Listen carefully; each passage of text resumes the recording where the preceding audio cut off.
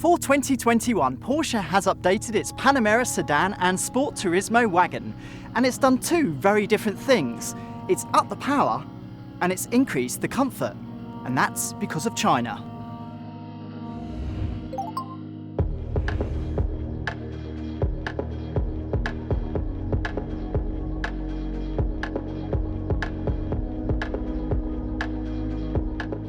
Now, it's very fashionable to blame China at the moment, but what happened with the Panamera is Porsche asked feedback from real customers, and that's why the Americans said more power, and the Chinese, who normally sit in the back of the car because they're chauffeured, they wanted more comfort. So that's why this car is more comfortable. Now, let's talk about what else has happened to the 2021 Panamera. So the front of the car now features what used to be the old car's optional sport design nose. So yeah, it's a little bit sportier around the front.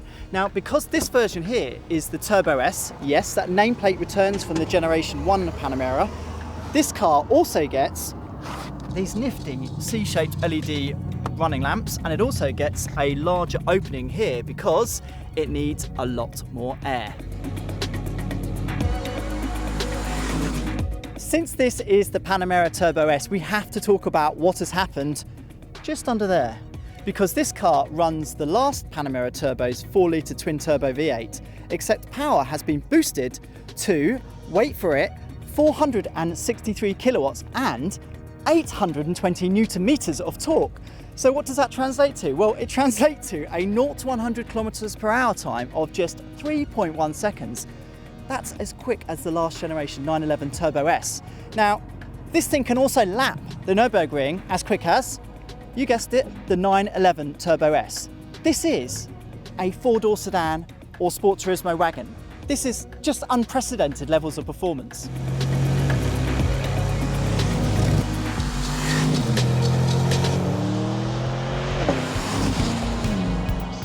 So in a bid to make the Panamera more comfortable for its Chinese buyers, who by the way buy 40% of all Panamera sedans and Sport Turismos, they have started with the suspension. Of course they've started with the suspension, and they've changed things like bushes, they've got a whole new mounting mechanism for the subframe up front, they've changed bearings, and of course they've tweaked the dampers, the adaptive dampers, for a more cosseting ride.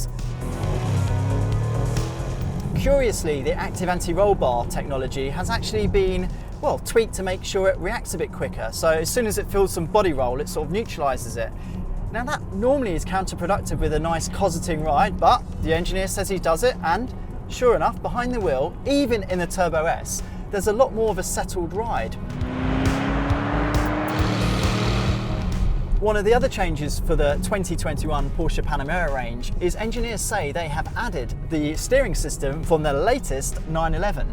Now that sounds pretty grand, doesn't it? But I don't think they've actually physically swapped the racks. What they've done is actually changed all the software behind them to sort of increase what the perception of feel is. I mean, I'm not normally convinced by somebody plugging in a laptop to a car, but this seems to have worked. The precision this car can be threaded around these thin, narrow European roads is, well, it beggars belief. This feels like a much smaller car behind the wheel. And a debate of e-pass versus hydraulic, well, Porsche has made it completely redundant. You're getting to the point where you just can't tell the difference. You know, I was a bit cynical earlier about, Porsche making the Panamera a lot softer, but that suppleness to the ride, well, it translates to a car that you can drive even quicker because you're not thrown off the road. I'm not saying the car breathes with the road surface because it doesn't quite do that. It's slightly too firm for that, but it just adds so much confidence to the way you can hustle this big, heavy wagon along a road like this. Now, it's also important to point out for the Panamera Turbo S that power has been liberated, not just by a tweak of the ECU. This car has some completely different internals. It's got sort of new crankshaft, it's got new con rods, it's even got new pistons and revised turbos. So there's been a lot of work gone into this car. This is 911 Turbo S performance in your family wagon. I absolutely love the fact that this car exists. The 8-speed dual clutch automatic gearbox as well is, well, it just gets better with age. Of course it does, with the development Porsche have put into this. So where once before when you're in town you'd be like, what this needs? It needs a proper old-fashioned automatic. You barely ever think that now. This thing is so smooth, so quick, and just does the business. It really enhances the car's character. Porsche has definitely shifted the Panamera from sort of ultimate sports sedan a little bit towards the limo spectrum, but it feels like a really, really decent compromise for where I'm sitting.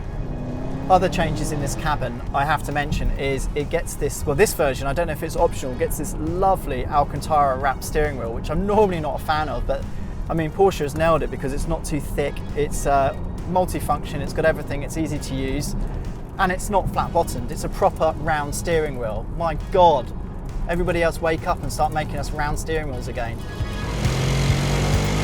So what would we change for the next generation Panamera Turbo S? Well, I think there could be some more noise. I think they could do a bit more theatrics on the exhaust note. I'm not talking about pops and bangs, I hate those, but I think we could have just a bit more of a guttural V8 sound coming through.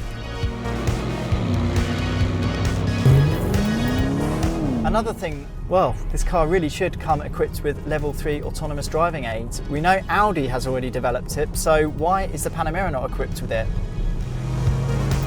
For the money you're paying, you kind of expect it to have the very most up-to-date semi-autonomous cruising aids, and at the moment, it doesn't have it.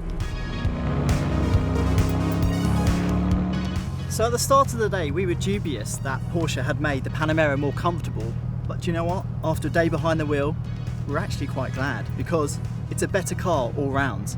Now this car will arrive in Australia in December this year, and the good news is there will be a price reduction. How often do you hear that? Which means the entry-level car will start from around $200,000. That's a price reduction of about $20,000. Better still, the GTS version, that has a discount of $57,000. And this car's still ridiculously expensive. This car will cost $409,000, but it's sorely tempting, even at that money.